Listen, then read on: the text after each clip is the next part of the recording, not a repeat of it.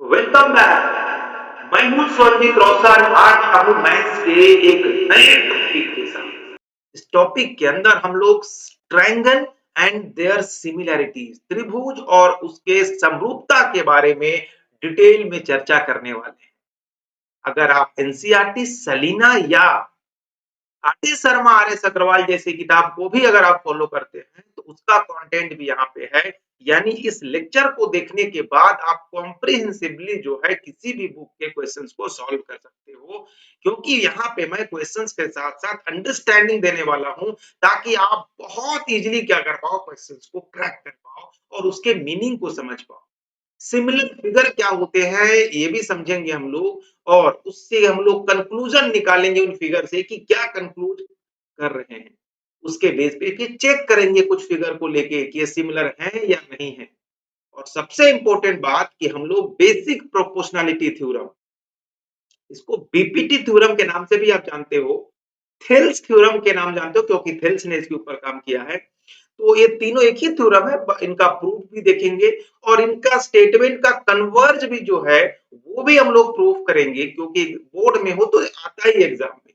लेकिन अगर आप ओलंपियाड या किसी कॉम्पिटिटिव एग्जाम की भी तैयारी कर रहे हैं तो भी यहाँ से क्वेश्चन आता है, तो एप्लीकेशन भी देखेंगे।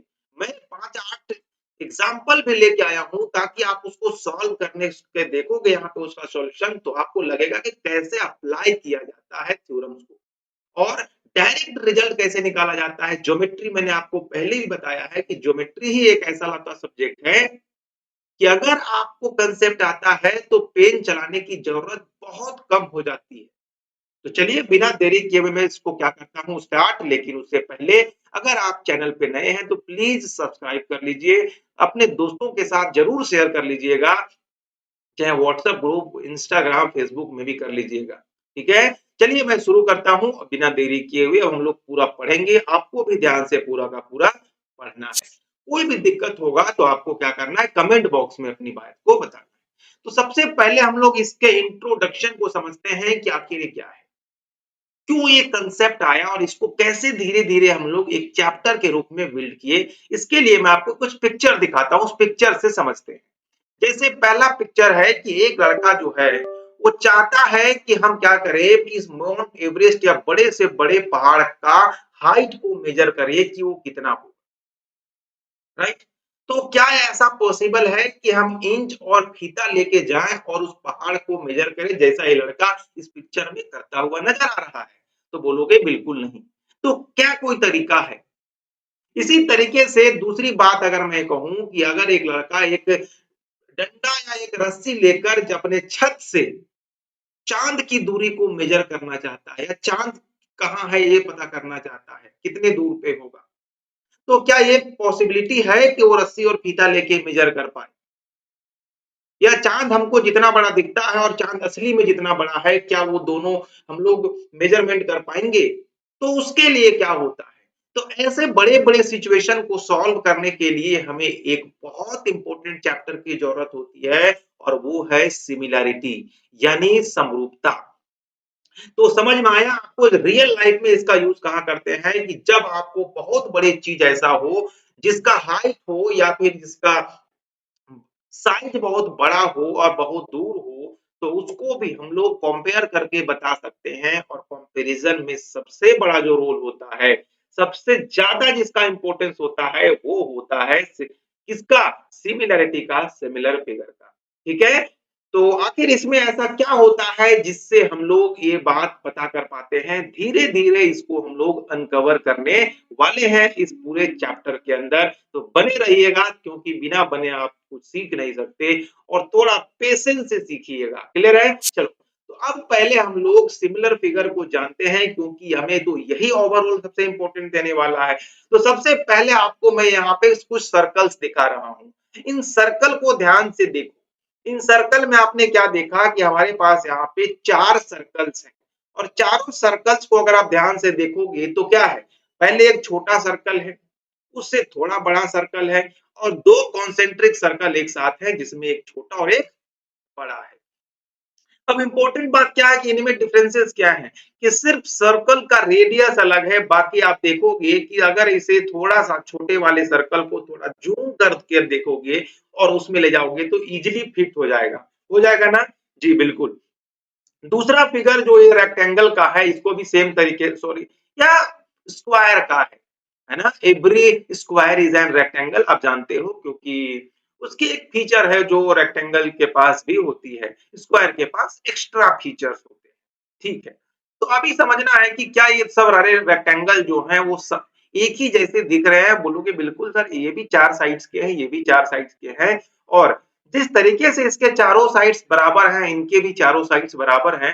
बस डिफरेंस इस बात का है कि इसके जो साइड्स हैं या जो इसकी भुजाएं हैं वो कुछ बड़ी-बड़ी है और कुछ किसी की छोटी है। यही डिफरेंसेस है। इसके अलावा अगर आप ट्रायंगल की भी बात करो या जो भी शेप की बात करो, मैं तो कुछ स्पेसिफिक एग्जांपल आपको यहाँ पे दिखा रहा हूँ। इसमें भी देखोगे कि ये सारे जो इक्विलैटरल ट्रायंगल आपको दिख रहे हैं, इनमें आप एक चीज कॉमनली क्या मैं आपने देखा कि जो ये जो इसके साइड्स हैं, सिर्फ साइड्स क्या हैं छोटे बड़े हैं। जैसे जो छोटा ट्रायंगल है उसके सारे साइड्स बराबर हैं और बड़े वाले ट्रायंगल का भी सारे साइड्स बराबर हैं। बस इसके साइड की जो लेंथ है वो थोड़ी छोटी-छोटी है जबकि उसके जो बड़ा वाला ट्रायंगल है उसके साइड की जो लेंथ है वो थोड़ी बड़ी-बड़ी है। ये बहुत इंपॉर्टेंट ऑब्जर्वेशन है। इन्हीं ऑब्जर्वेशन को हम लोग अभी क्या करेंगे नोट डाउन करेंगे और एक सिमिलर होने का एक बेसिक प्रॉपर्टी को क्या करेंगे डिस्कवर करेंगे। इसके अलावा एक और चीज मैं दिखाना चाहता हूं, जो बिल्डिंग दिख रहा है इसको बड़ा गौर से देखिएगा, है ना। देखने के बाद घूमने का प्लान नहीं बनाना है क्योंकि सिर्फ हमें इस पिक्चर को देखना है और देखने के बाद ऑब्जर्वेशन करना है। मैंने एक और पिक्चर लिया है, ध्यान से देखना एकदम।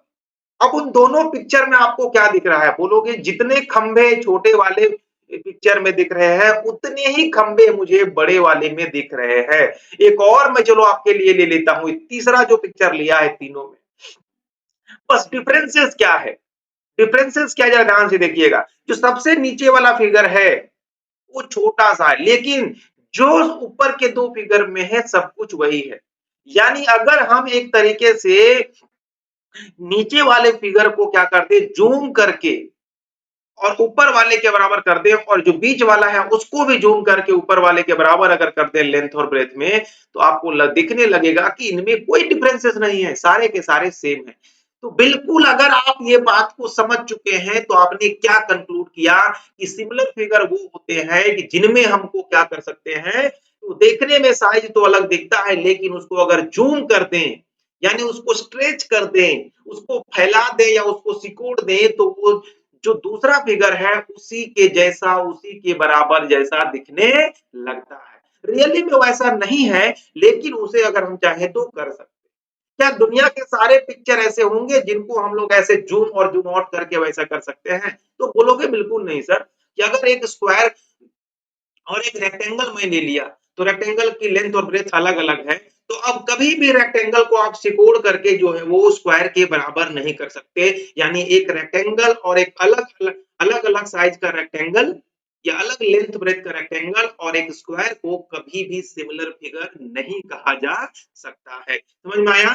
तो अब मैं इसे कुछ डेफिनेशन कंक्लूड करने की कोशिश कर रहा हूं और कंक्लूजन ये निकला कि कोई भी दो पोलिनोमियल है ना, जो सेम नंबर ऑफ जिनके पास साइड्स हो मतलब उनकी भुजाएं जो है वो सेम नंबर में हो तो उनको सिमिलर कहा जाता है यानी समरूप कहा जाता है। कब? अगर उसके कॉरस्पॉन्डिंग एंगल्स क्या हो इक्वल हो। देखो ऐसा करने के लिए मैंने बताया ना कि उधर जूम और जूम ऑन करेंगे तो आ जाएगा। तो पहली कंडीशन क्या होनी चाहिए कि उनका उनका क्या हो, उनका जो एंगल हो जितने एंगल इसके हैं उतने ही एंगल इसके हैं वो एंगल बराबर हो जाए, पहली कंडीशन होनी चाहिए। लेकिन सिर्फ एंगल बगैर बराबर होने से वो सिमिलर नहीं होगा। क्यों? क्योंकि मैंने बताया अभी कि एक रेक्टेंगल अगर आप लेते हो एक आयत लेते हो जिसकी लंबाई और चौड़ाई अलग अलग है और एक स्क्वायर लेते हो, अगर आप रेक्टेंगल को कितना भी छोटा कर लो या कितना भी बड़ा कर लो तो देखोगे आप क्या, तो आप दूसरी में क्या देखोगे कि वो स्क्वायर के बराबर नहीं हो पाएगा। अगर मान लो कि आप उसको लेंथ को बना लोगे तो ब्रेथ उसका अलग हो जाएगा और वो पिक्चर अलग ही दिखेगा। इसका मतलब सिर्फ एंगल बराबर होने से तो बिल्कुल नहीं होगा। तो इसके साथ साथ क्या चाहिए, उसके साइड, जिस तरीके से साइड को बड़ा छोटा करोगे तो साइड जो है वो प्रोपोर्शनली कम ज्यादा होता है, समझ रहे हो। प्रोपोर्शनली का मतलब क्या हुआ, जैसे अभी मान लो ये इतना छोटा सा है, ठीक है, इतना है, तो अगर इसे बढ़ाओगे तो अगर इसको अगर आपने इतना बड़ा कर दिया तो ये वाला भी उतना बड़ा हो जाएगा, ये वाला भी उतना बड़ा हो जाएगा, ये वाला भी, यानी जितना रेशियो में ये वाला साइड बढ़ेगा उतना ही रेशियो में ये वाला साइड बढ़ेगा, उतना ही रेशियो में ये वाला साइड, उतना ही रेशियो में ये वाला साइड, सब उतना ही रेशियो में, सब उतना ही अनुपात में बढ़ता है, ठीक है। इसीलिए दूसरा पॉइंट मैंने लिखा कि there corresponding sides are in the same ratio और इन द सेम प्रोपोर्शन, यानी एंगल बराबर तो होना ही चाहिए, इसमें रेशियो नहीं, एंगल एग्जैक्टली बराबर होना चाहिए, जबकि उनका जो साइड्स है वो प्रोपोर्शनल होना चाहिए, यानी सेम प्रोपोर्शनल होना चाहिए, यानी जितना पहला वाला साइड बढ़ेगा दूसरा वाला साइड उसके कोरस्पॉन्डिंग बढ़ेगा, तीसरा वाला साइड भी उसके कोरस्पॉन्डिंग, और चौथा वाला साइड भी उसी रेशियो के कोरस्पॉन्डिंग बढ़ेगा। और आप समझ में आ रहा होगा कि कैसे हम लोग माउंट एवरेस्ट की साइज को या हाइट को मेजर कर सकते हैं, या उसके तो जस्ट तरीका क्या है, एक छोटा सा फिगर लेंगे और उसको स्ट्रेच करके ज्योमेट्रिकली देखने की कोशिश करेंगे, जितने टाइम्स बढ़ा के उसको या उसके ओरिजिनल पिक्चर को हम छोटा करने की कोशिश करेंगे, रीस्केलिंग करने की कोशिश करेंगे, और जितने तरीके से उसका रेशियो चेंज करके देखेंगे और उससे इजीली हम लोग उसको मेजर कर पाएंगे। थोड़ा अभी उसमें और भी सीखने की जरूरत है, अभी और आगे सीखने वाले हैं। तो अब एक और एक्टिविटी मैं बताता हूं ताकि आप इससे एक और नया चीज को जनरेट कर पाओ। आपके घर में पंखा रहता होगा, पंखा के सामने आप क्या करो, उसके ऊपर एक कार्डबोर्ड बना लो, कार्डबोर्ड मतलब एक पेपर का, और उसको क्या करो कि चार रस्सियों के हेल्प से उसको क्या करो, टंग दो, जैसे यहाँ पे आपको दिख रहा होगा टंगा हुआ है। ऊपर से अब एक बल्ब जला दो। अब जैसे ही बल्ब जलाओगे तो नीचे जो टेबल होगा, नीचे एक टेबल रखोगे, टेबल पे आपको एक इस तरीके का इमेज नजर आएगा। इमेज दिख रहा है जी, बिल्कुल। अब जो ऊपर इमेज है और जो नीचे इमेज है, इन दोनों इमेज को जरा ध्यान से देखना, तो आपको क्या ऑब्जर्वेशन आएगा कि इसमें जो ये वाला साइड है उसके कोरस्पॉन्डिंग ये वाला साइड बन गया, ये वाला जो साइड था उसके कोरस्पॉन्डिंग ये वाला का इमेज ये है, इसका जो था इसका इमेज ये है, और जो पीछे वाला साइड जो आपको दिख रहा है उसके लिए ये इमेज बन चुका है। अब इनमें आपको क्या नजर आया, नजर ये आया कि जितना एंगल यहाँ बन रहा था उतना ही एंगल यहाँ होगा, जितना एंगल यहाँ है उतना एंगल यहाँ होगा, जितना ये वाला, इस तरीके से चारों एंगल भी इसमें बराबर होंगे। आप इसको जैसे ही नीचे जब उसका बनेगा ना तो उसको आप ट्रेस कर लेना।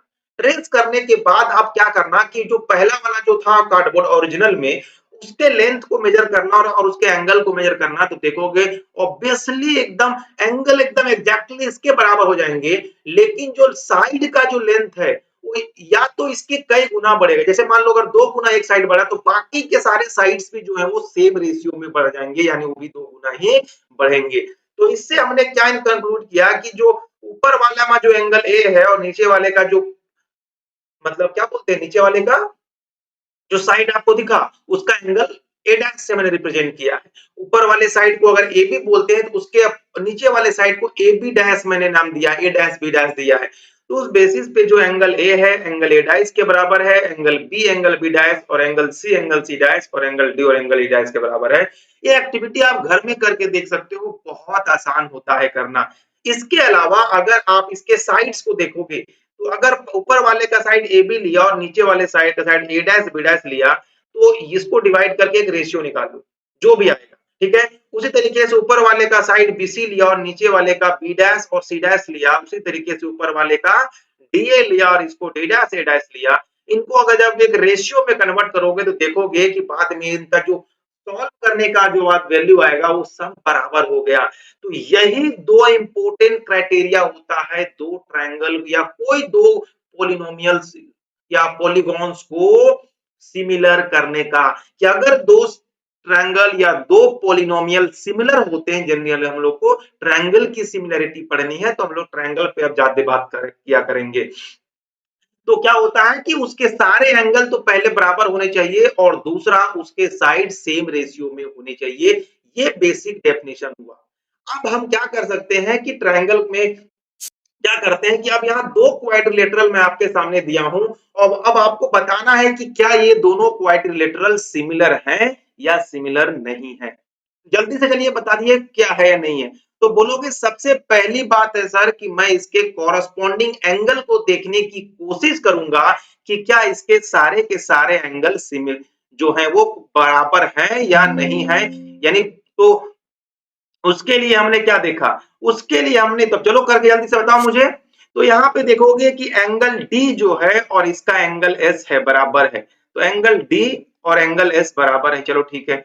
एंगल सी जो है वो एंगल आर के बराबर है। तीसरा एंगल ए जो है वो एंगल पी के बराबर है और एंगल बी जो है एंगल क्यू के बराबर है। तो मतलब है कि एंगल तो कॉरस्पॉन्डिंगली बराबर हो चुके हैं और ये तो पहली कंडीशन तो फुलफिल हो गई। दूसरी कंडीशन मैंने क्या बताया कि उसके साइड्स जो होंगे वो प्रोपोर्शनल होंगे। तो यहां से ध्यान से देखो कि जो डीसी बाई एस आर है तो क्या बोलोगे कि ये 2.4 है और नीचे वाला 4.8 है। इसको डिवाइड करोगे तो 1/2 आ जाएगा। उसी तरीके से अगर आप एडी, आई होप नहीं दिख रहा होगा ना, तो थोड़ा मैं साइड हो जाता हूँ। एडी और नीदर से देखोगे कि पीएस है, तो एडी है आपका 2.1 और नीचे है 4.2, तो इसको देखोगे ये भी 1.2 है। अब तीसरा बच है क्या, ए बी, और इधर से देखोगे तो है पी क्यू। तो ये है 1.5 और ये है 3, डिवाइड करोगे तो ये भी 1/2 हो जाएगा। और इधर वाले में अगर ध्यान से देखोगे कि ये है बी सी और नीचे है इधर वाला में देखोगे तो ये है आर क्यू। तो ये भी देखोगे आप यहाँ पे, सॉरी यहाँ पे 2.5 है और नीचे 5 है, तो ये भी 1/2। तो आपने क्या देखा कि जो बाकी जो चार साइड्स है उनका रेशियो देखो सब में सेम है, 1/2 1/2 1/2। इसका मतलब ये दोनों जो क्वाड्रिलेटरल दिए गए हैं ये दोनों क्वाड्रिलेटरल क्या है, सिमिलर है। समझ में आया। अब सेम तरीके से बताओ क्या ये दोनों भी सिमिलर होंगे।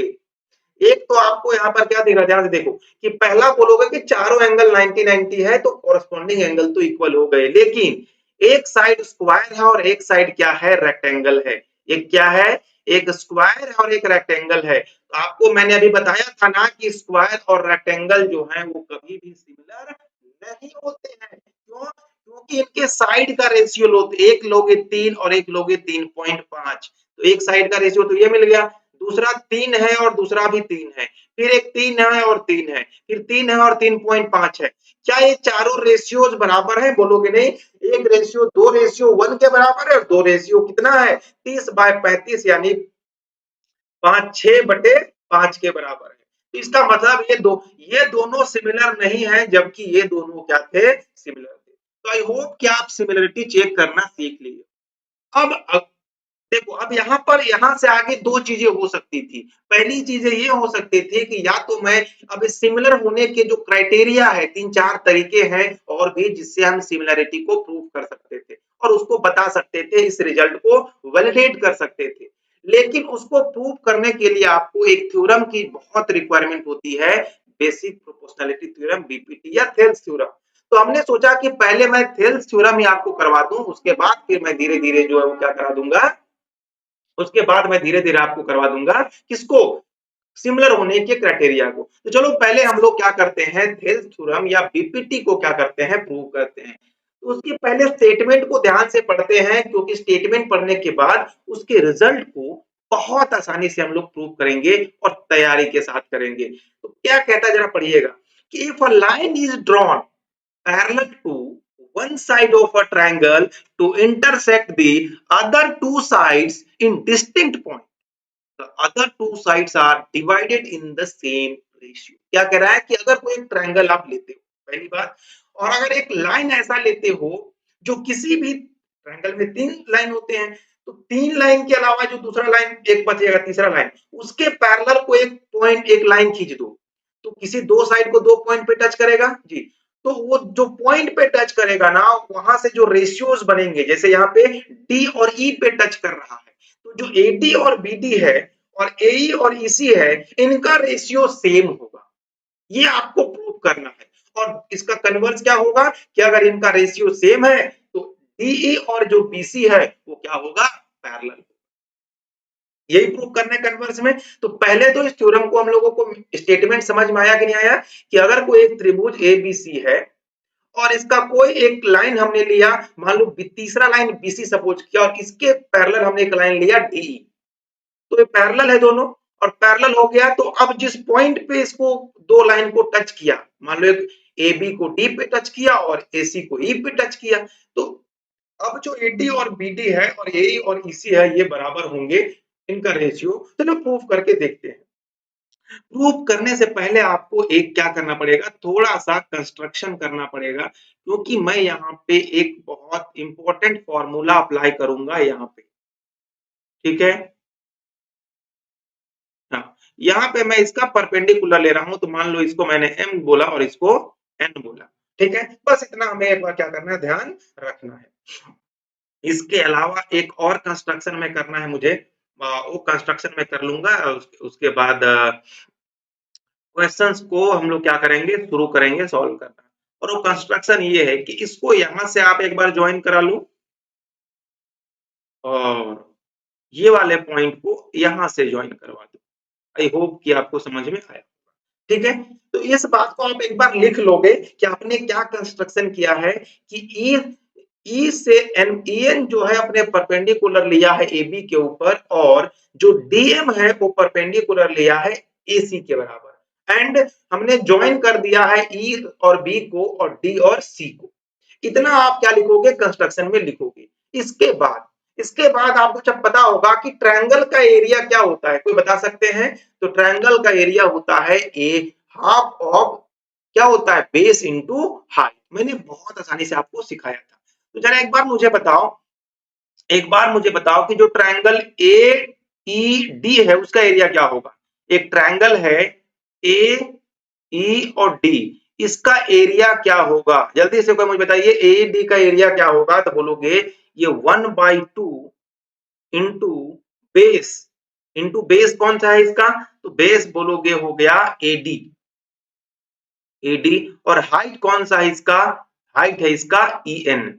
चलो ईएन इसका मैंने हाइट ले लिया, पहली बात है, चलो ठीक है। उसी तरीके से अगर मैं एक और पूछूं कि इसकी एरिया बताओ क्या होगा, किसका, यहाँ पे एक और ट्रायंगल आपको दिख रहा होगा, राइट, ए, अच्छा डी ई बी, इसकी एरिया बताओ, area of D E B, TEB यानी ये जो ट्रायंगल दिख रहा है ना, इसका एरिया क्या होगा, जल्दी से मुझे बताओ। ये जो काला काला मैंने किया है, इस ट्रायंगल का एरिया क्या होगा। तो इसमें देखोगे तो ये यहाँ भी तो वही होगा 1/2, और बेस क्या लिया है आपने, बीडी लिया है, बेस बीडी लिया है। लेकिन हाइट क्या होगा, हाइट जो है यही ईएन होगा, हाइट क्या होगा, यही ईएन ही होगा, क्योंकि किसी भी ट्रायंगल का हाइट जरूरी नहीं है उस ट्रायंगल के अंदर ही हो, बाहर भी हो सकता है। आप किस साइड के रिस्पेक्ट में निकाल रहे हैं इस पे डिपेंड करता है, ठीक है। तो ये जो हो जाएगा ईएन हो जाएगा, क्लियर है। अब इन दोनों को डिवाइड कर दो, इसको 1 मान लो और इसको 2 मान लो, इन दोनों को करो डिवाइड। तो एरिया इसे अगर डिवाइड कर दोगे तो ए ई डी जो है, और नीचे हो जाएगा area of D E B. इन दोनों को डिवाइड करोगे तो क्या होगा, तो देखो यहां से आपको क्या मिला कि ए ई, तो ऊपर में लिखोगे आप half into A D into E N. Divide करने का तरीका यही होता है कि एलएचएस को एलएचएस से डिवाइड करो, आरएचएस को आरएचएस से डिवाइड करो, सिंपल तरीका यही होता है।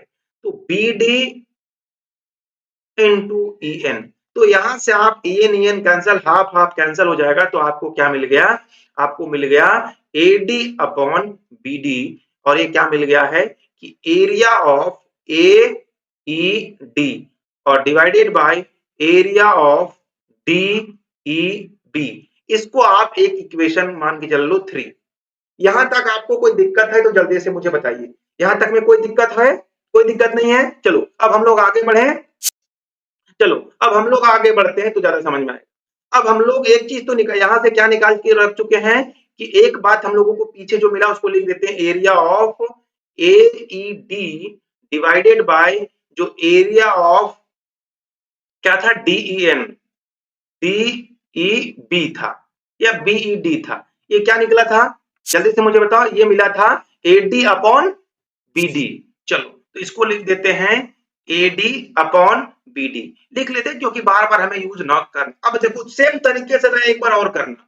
अब AED का एरिया एक और निकालो। तो AED जो है, एरिया जो AED है, इसको आप ऐसे भी निकाल सकते थे 1/2, और बेस अगर हम लोग AE को ले लें, बोलो हाँ AE को ले सकते हैं, क्यों नहीं ले सकते, और हाइट ले लो DM को, तो ले लिए हम DM को हाइट। चलो तो एक तो ये भी हो सकता है, 4 नंबर इसको मान लो, मान सकते हैं ना, बिल्कुल। अब एक और ट्रायंगल है EDC, उसकी एरिया निकाल लो। एरिया ऑफ ED और C, तो ये निकालो क्या हो जाएगा, यहाँ पे हो जाएगा 1/2 इंटू बेस, यहाँ बेस हो जाएगा EC, और यहाँ भी हाइट क्या हो जाएगा DM।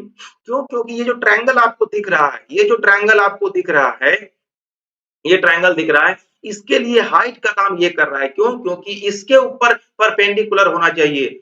हाइट जो है वर्टेक्स से अपोजिट साइड पर परपेंडिकुलर होना चाहिए। तो ये साइड यहाँ तक है, इसको आगे बढ़ा दो, तो जो यहाँ पर परपेंडिकुलर होगा इस वर्टेक्स से, तो वही क्या होगा, परपेंडिकुलर उसका होता है। तो इसे मान लो 5, और 4 और 5 को डिवाइड कर दो।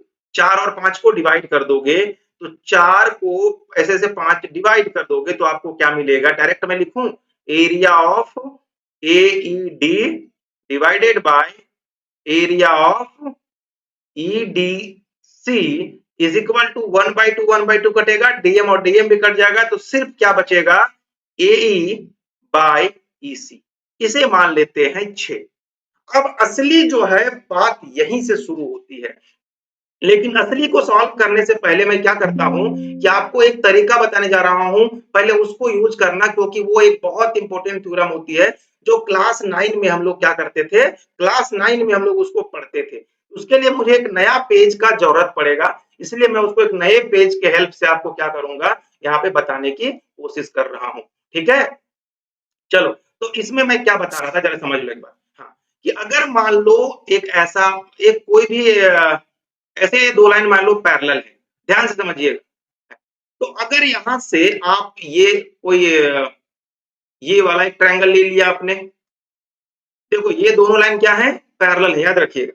और इसके अलावा एक और ट्रायंगल अगर आप मान लो क्या करते हो, बना लेते हो, चलो वो भी बना के मैं दिखाई देता हूं, है ना। एक और ट्रायंगल मान लो मैंने ऐसे बना दिया, ये वाला, ये वाला, तो यहां से एक और एरिया ये बन गया। तो ये दोनों ट्रायंगल जो होते हैं इनका एरिया सेम होता है, यानी सेम बेस और सेम पैरेलल से अगर कोई दो ट्रायंगल बनाते हो, दो शेप बनाते हो, तो उनका एरिया बराबर होता है। क्यों, वो बहुत बड़ी बात नहीं सोचने के लिए, क्योंकि देखो इसके लिए भी हाइट वही है और इसके लिए भी हाइट वही होगा, और दोनों का बेस सेम है, दोनों का बेस सेम है, और ट्रायंगल का एरिया निकालने के लिए मुझे 1/2 बेस इंटू हाइट करना पड़ता है। तो अगर इस ट्रायंगल की एरिया निकालोगे तो यही बेस और यही हाइट, और इस ट्रायंगल का एरिया निकालोगे तो सेम बेस और सेम हाइट, इसीलिए ये दोनों हाइट बराबर हो गया। क्यों, क्योंकि दो लाइन जब पैरेलल होते हैं तो उनके बीच अगर आप परपेंडिकुलर लाइन ड्रॉ करते हो तो पैरेलल ही होते हैं ना वो दोनों, और दोनों बराबर होते हैं, पहली बात। और दूसरी जो कि दोनों पैरेलल है, तो ये दोनों के अंदर ही आ रहा है। हाँ, ये जो पॉइंट अगर यहाँ पे टच नहीं करेगा तब ये सही नहीं होगा, वो दोनों वहां पे टच करना चाहिए, इसीलिए मैंने कहा सेम बेस और सेम पैरेलल। क्लियर है बात, चलो तो अब हम लोग यहाँ पे जो है सो अब इसको आगे यहाँ से करते हैं। तो यहाँ से आप क्या देखोगे, यहाँ आपको पता है कि सिंस DE और जो BC है ये दोनों क्या है, पैरेलल। ये क्या है, आपको गिवन था, गिवन ही था ना ये, चलो गिवन था। इसका मतलब क्या हो जाएगा कि जो एरिया है, एरिया किसका, DEB का, और इसके अलावा एक और जो एरिया है CED का, CED का, ये बराबर हो जाएंगे। ये बराबर हो जाएंगे क्यों, क्योंकि दो सेम बेस और सेम पैरेलल पर बना एरिया क्या होता है, बराबर होता है। देखो ये दोनों है, और इसी बेस से ये ट्रायंगल बना है, और इसी बेस से ये ट्रायंगल बना, और चूंकि पता है कि आपको ये दोनों गिवन क्या है, पैरेलल।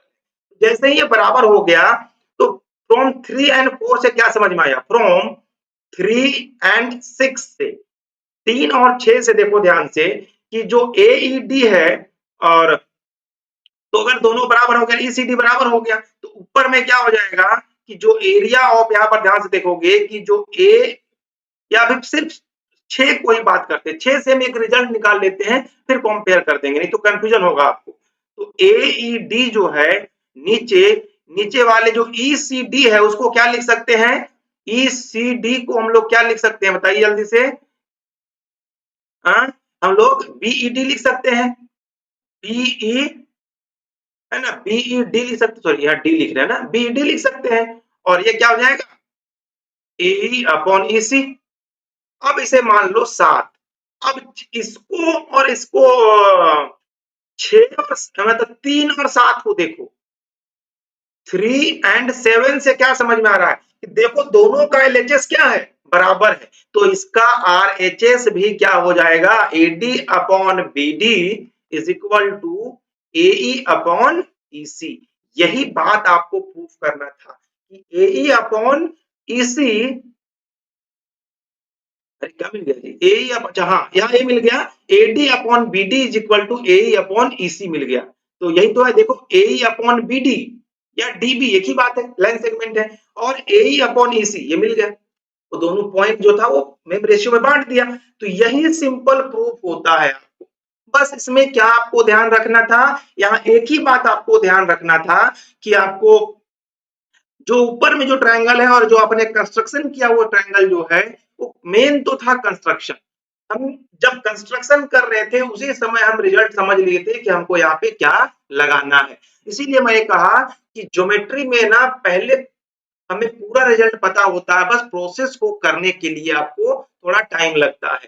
क्लियर है बात? चलो, अब इसका एक बीपीटी थ्योरम भी होता है जिसका कन्वर्स होता है कि अगर मान लो if a line divided two side of a triangle in the same ratio, अगर वो सेम रेशियो में डिवाइड करता है तो दो लाइन क्या होते हैं? पैरेलल होते हैं थर्ड साइड।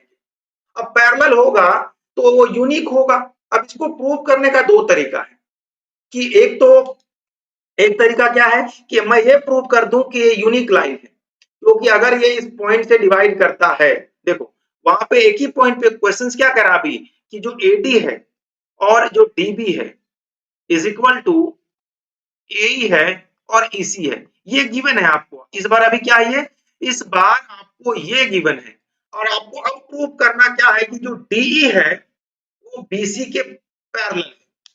तो अगर हम मान के चले कि नहीं सर, हम ये मान के चलते कि सर अगर DE जो है, अगर D से कोई लाइन अगर खींचे हैं किसके ऊपर? AC के ऊपर, तो वो या तो पैरेलल होगा या फिर पैरेलल नहीं होगा। यही दो केस हो सकता है। तो अगर अगर ये मान लो ये कहता है ये पैरेलल होगा थ्योरम, और हम मान के चलते हैं पैरेलल नहीं है, अगर ये प्रूव कर दें, मान के चलें कि पैरेलल नहीं है, और एक सपोज किए वो गलत हो गया, इसका मतलब ये सही था। तो कॉन्ट्राडिक्शन से हम ऐसे थ्योरम को क्या करते हैं? प्रूव करते हैं। समझ में आया? तो यहाँ सपोज कर लो, यहाँ क्या करना है आपको? सपोज कर लेना है कि कि डी ई डैश जो है ये पैरेलल होगा किसका?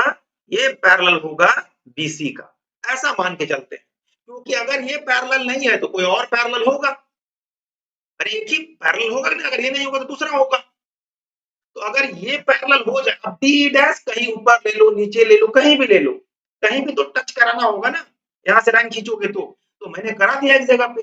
अब ये कोई फिक्स पॉइंट नहीं है, जहां आपको मन करता है वहां ले लो। तो अगर ये पैरेलल है, तो अगर पैरेलल होता है तो रिजल्ट क्या कहता है?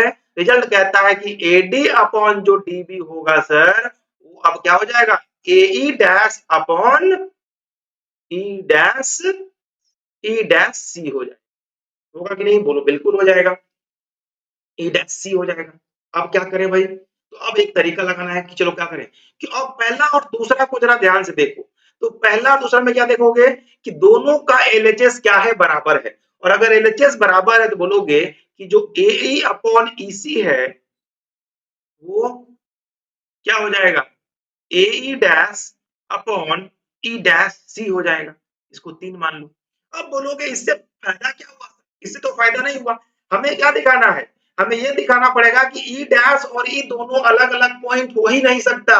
अगर D से पॉइंट हमने लिया है और अगर ये रेशियो सेम है तो E डैश E ही के बराबर होना होगा, और ये दिखाने के लिए हम लोग एक तरीका लगा रहे हैं। तो अब हम लोगों को एक बात सोचना है कि अगर मैं दोनों साइड 1 जोड़ दूं तो क्या होगा? Adding 1 on both side, adding 1 on both side. जरा दोनों साइड आप 1 ऐड करके मुझे बताओ क्या होगा। अगर दोनों साइड 1 ऐड करते हैं तो क्या होता है, जरा जल्दी से मुझे बताइए आप लोग। चलो कर दे ऐड, तो इसमें भी 1 ऐड कर देंगे और इसमें भी 1 ऐड कर देते हैं, तो क्या मिलेगा।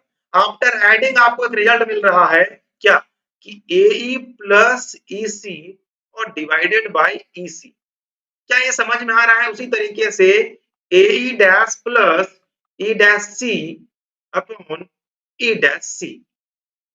क्या ये बात समझ आया कि नहीं आया, जल्दी से बताइए, जल्दी से मुझे बताइए क्या ये बात समझ आया या नहीं आया। तो बोलोगे बिल्कुल समझ में आ रहा है।